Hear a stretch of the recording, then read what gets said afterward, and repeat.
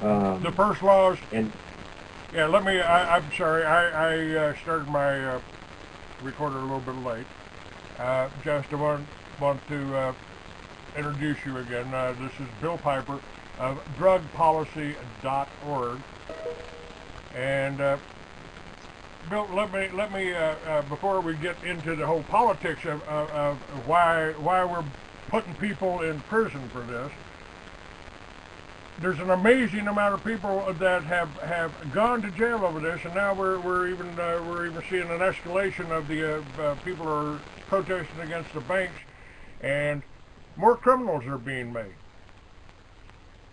I mean, Ayn Rand said government has no power over a citizenry, honest citizens, so they got to make criminals out of us, and that's what I think the drug laws are about, to create as many criminals as they can to fund a prison, a private prison operation for politics. I mean, for profit, prisons for profit, slave labor. What? Tell yeah, I me. mean, tens of millions of people have been arrested for marijuana in the last 40 years, and there really is a lot of profit in that system. There's the private prisons, but there's also police overtime, and that really factors in at the local level. In New York City, they call it collars for dollars, because they wait until the end of their shift, and then they find someone and arrest them for marijuana, and it's pretty easy. There's a lot of people smoking marijuana, and so they arrest that person, and then they take them downtown, and that takes like 3 hours, and it's overtime. So they get extra money.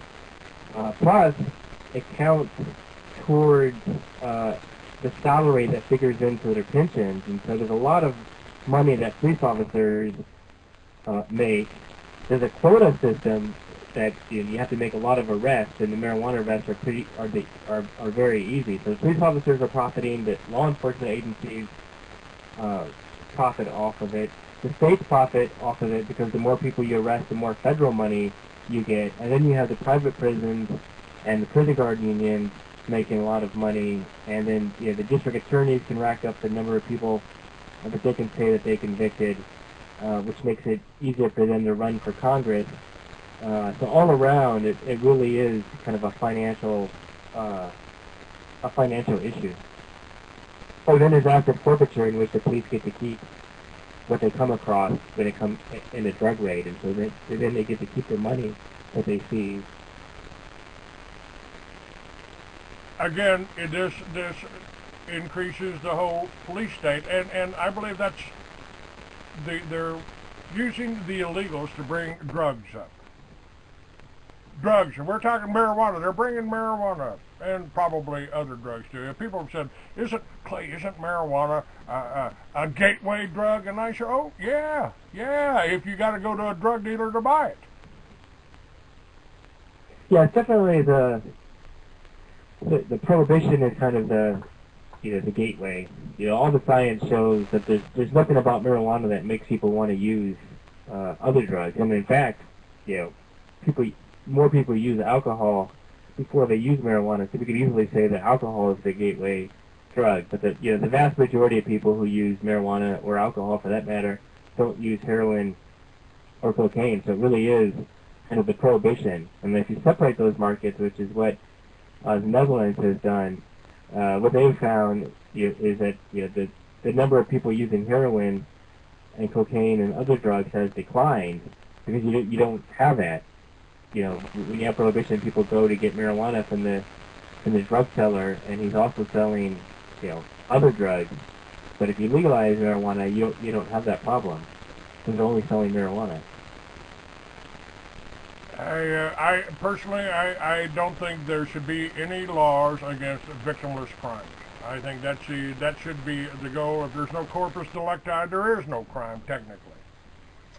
So if somebody wants to go sit in a corner and shoot heroin until they die, well, maybe we can rig up little alarm systems to know when to come pick up the bodies. But we don't need to put them in jail and pay $50,000 a year to give this guy a room and board. because he's trying to kill himself.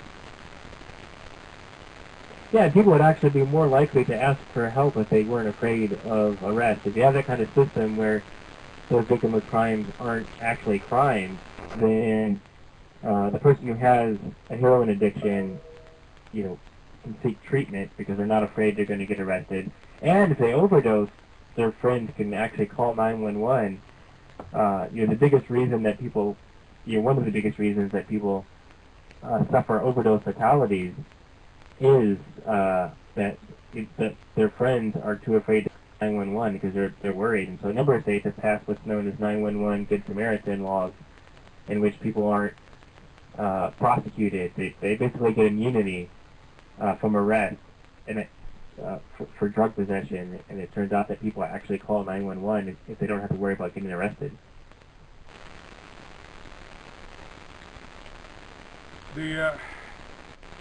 I wrote books about this 40 years ago, but they weren't too interested in publishing them back then either.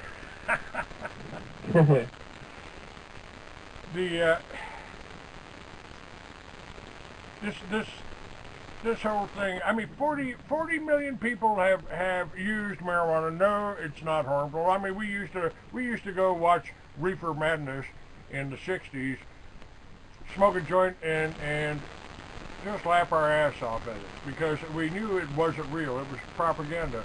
And it benefited Big Oil, it benefited DuPont, it benefited the chemical companies, and it damn sure benefits the pharmaceutical companies right now. And I'm working on stories about that. The pharmaceutical company just keeps drugging people. And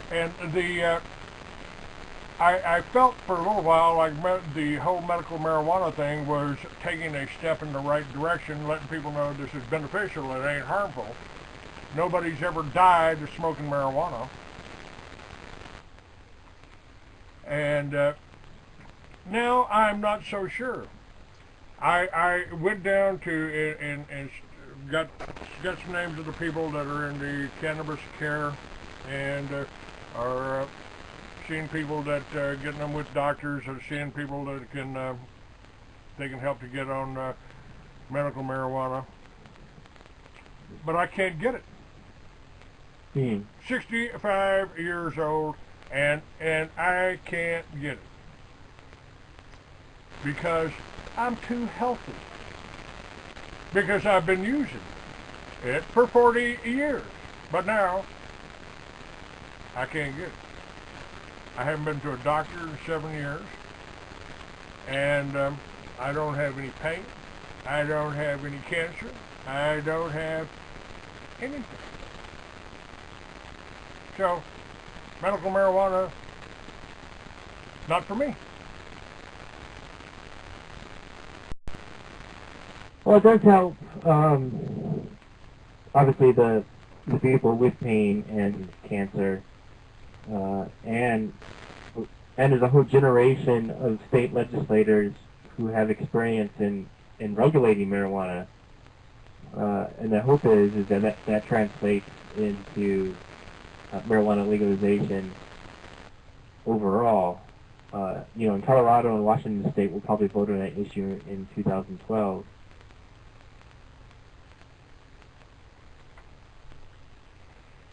Now, they're also trying to enact laws to, if you were growing marijuana and tomatoes in your backyard, they're trying to make backyard gardening government regulated. Have you kept up with that? Does that affect what we're trying to do with legalizing marijuana? Well, I mean, growing marijuana at all is a federal crime, certainly. Although, you're probably not going to get arrested for growing a small amount of marijuana. Well, you might get arrested by the local cops, but you're not going to be arrested by the federal police. But, unquestionably, the Supreme Court has ruled that growing marijuana in your backyard for personal use, unquestionably, is a federal crime.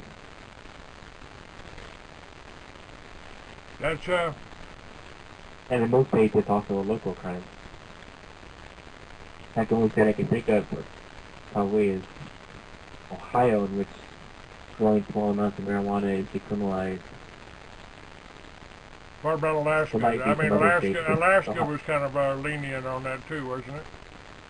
yeah, I think Alaska, certainly if it's in your own house, the Alaska Supreme Court has ruled that, you know, at least possession of small amounts of marijuana in your own house,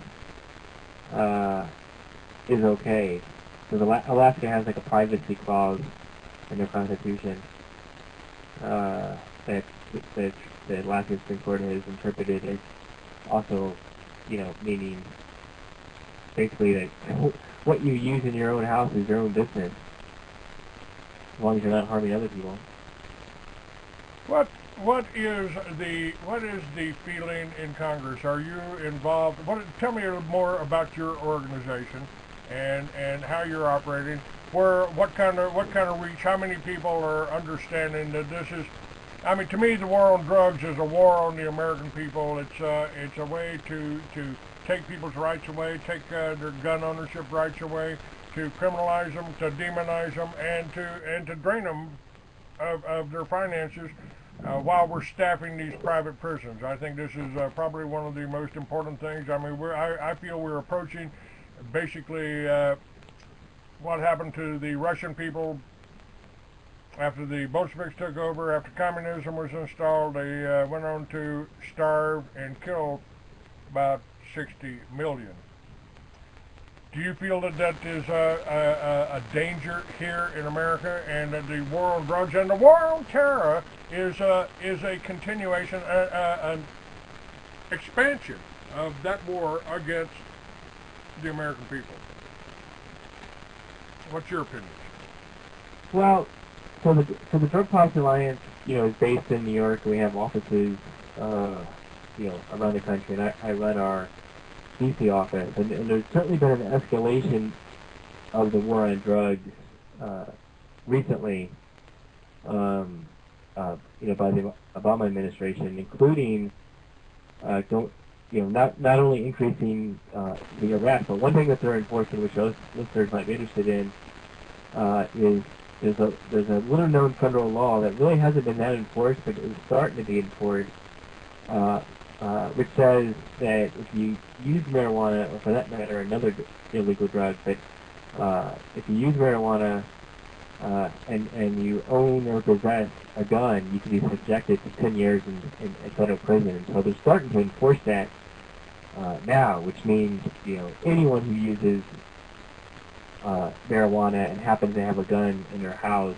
could get an extra 10 years, and they're going after gun dealers who sell the drugs, and so who sell the guns, and so that's kind of a new front in the war on drugs, is, you know, depriving people who use marijuana of their right to own a firearm, you know, even as, you know, people who drink large amounts of alcohol can own a firearm. And they're certainly also arresting a large number of people, and they're using asset forfeiture to seize people's possessions without actually charging them with a crime.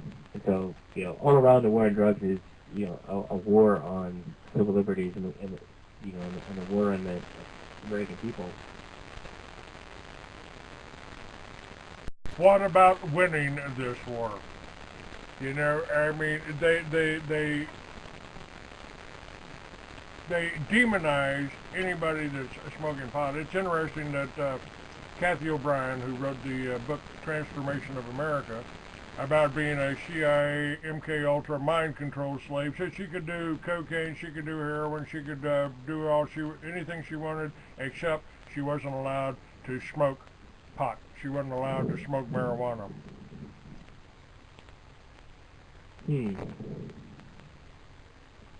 it's certainly escalating the war against marijuana and the people who use marijuana, even as the population gets more and more interested in legalizing marijuana. In fact, there was just a poll that came out earlier this week uh, uh, in which 50% of Americans said they wanted to legalize marijuana, which is the highest number ever, and basically means that we're at a tipping point in terms of the sport. And what's really interesting is that you have a majority of people under the age of 40, and you have a majority of Democrats, independents, and moderates, and a majority of people on the West Coast and the East Coast and in the Midwest. And so we really have reached a tipping point, I think, in which it's going to be increasingly harder for the politicians to wage a war on marijuana and the people who use marijuana, because the American people are turning against this war, which and this war is like complete failure. We've arrested tens of millions of people, we deprived them of their civil liberties, but obviously marijuana is still widely available, so it's been a complete waste of taxpayer money. This is isn't this just Hegelian dialectic? We're making this a crime, so we got to hire more police. We're psychologically, they're making people beg for their own police state. They don't even realize, that that's what they're doing. Yeah, there's certainly a lot of money involved and a lot of law enforcement jobs involved.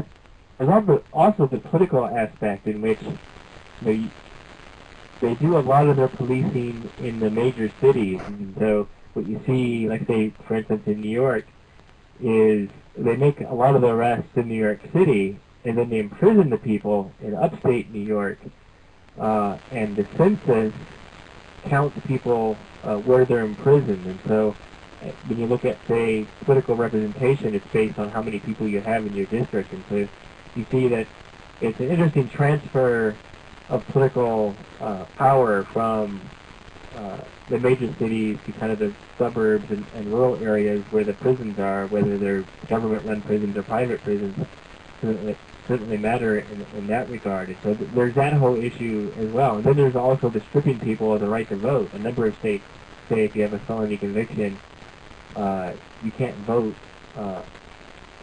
for life. And so they're slowly amassing more and more power, and more wealth, for that matter, into their own hands. Because there's just so much money involved in the war on drugs.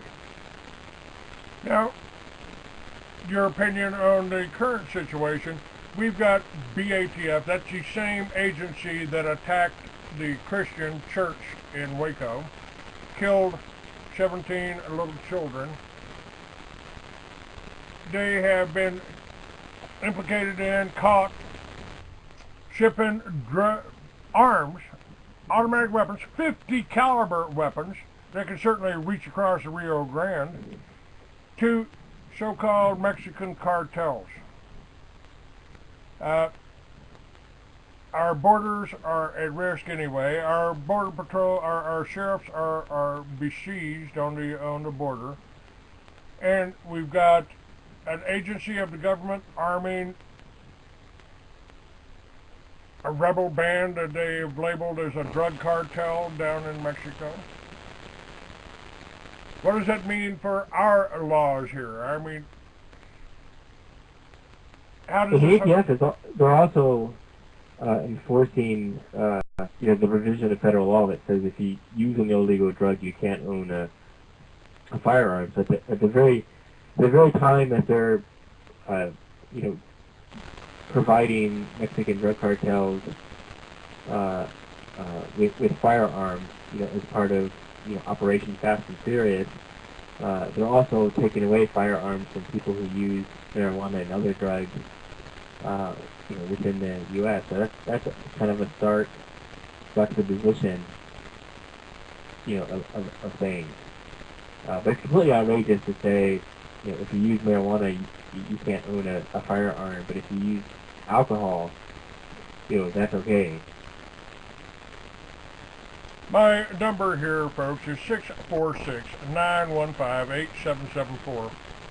If you've got any questions about this, you know, one of the chief tactics of the New World Order, I think, is divide and conquer. And the way I put it is, the communists basically stole all of our number one cash crop, which was hemp. They sent it to Russia. They sent it to Red China. Today there's 10,000 products made out of it. We got to buy it from a communist country. What that ought to put the American people up in arms. Everything that you've said to me is pointing out the fact that we really got to take back our government, because it's not being run as a constitutional republic. It's being run like a communist Politburo. And the gulags are out there, and we've got more people in prisons in this country than in population, in percentages, than Russia or Red China. Yeah, we have 5% of the world's population, but 25% of the world's prisoners. And we have the highest incarceration rate in both absolute terms, but also per capita terms in the world. So we incarcerate more of our citizens than Russia or China, North Korea, Cuba. Name the countries, and we still incarcerate more of our citizens on a per capita basis than any of them. And the war on drugs plays a huge role in that. I mean, just last year we arrested 1.6 million people for drugs, which is a huge amount. And we have 2 million people in prison, and we have another 5 million people who are on parole or probation. So are being monitored by the criminal justice system. So that's 7 million people that are part of it, that are supervised by the criminal justice system, which is an enormous amount and way out of whack compared to the rest of the world. And we keep loading more and more prisoners and incarcerating more and more of our citizens for what they put into their own body. There is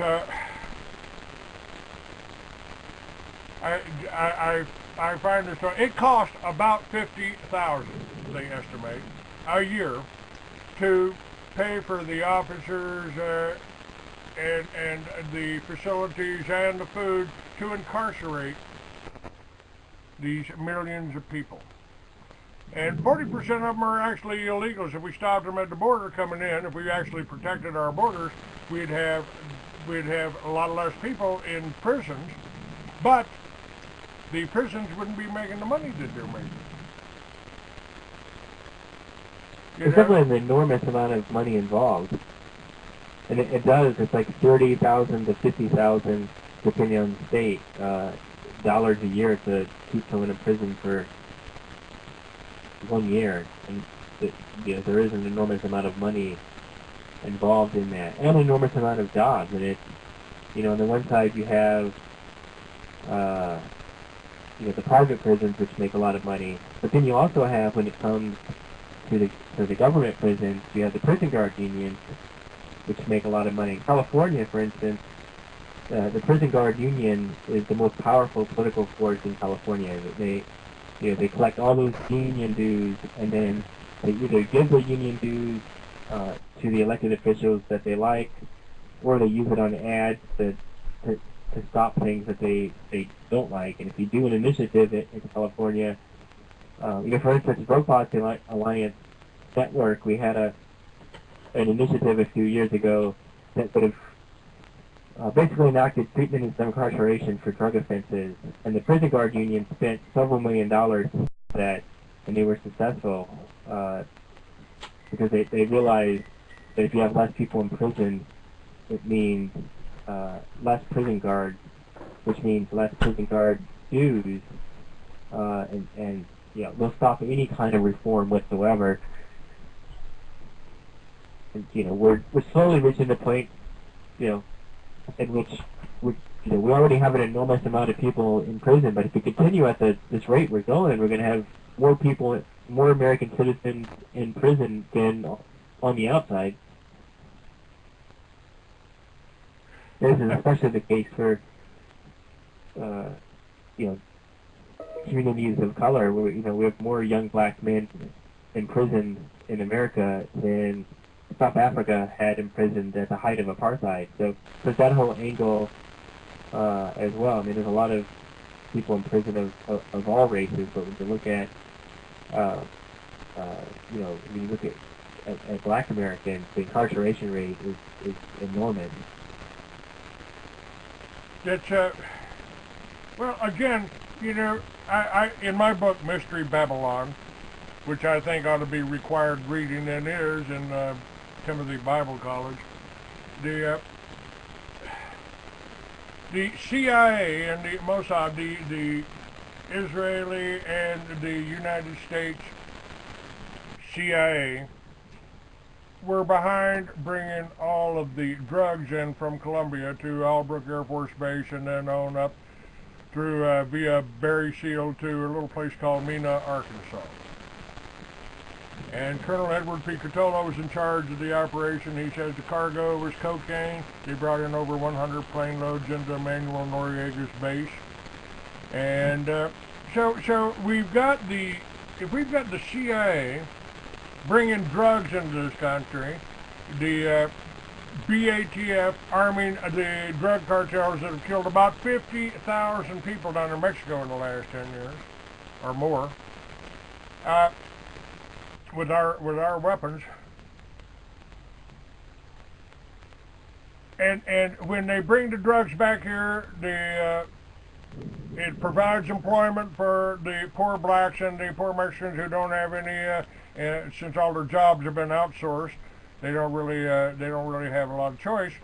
So they put the drugs on the street, and then since it's our government agencies that are sending their drugs over here, we can certainly do reverse tracking there and put the people in jail, take away their rights to own guns if they're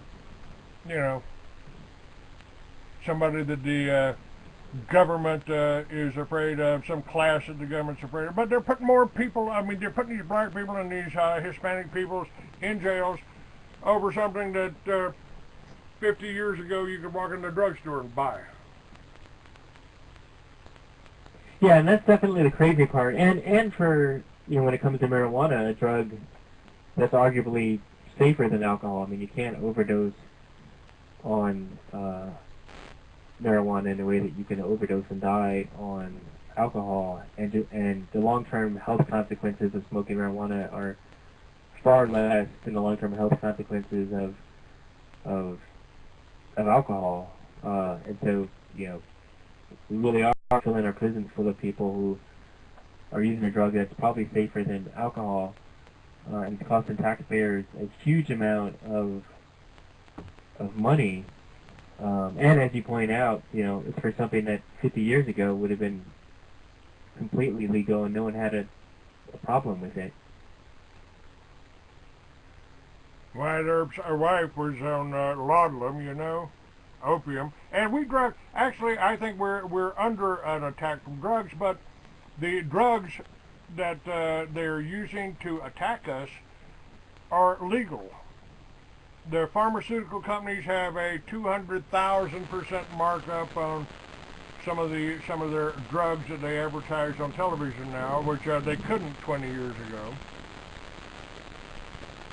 And yeah, that's kind of the irony, is that we're awash in drugs, and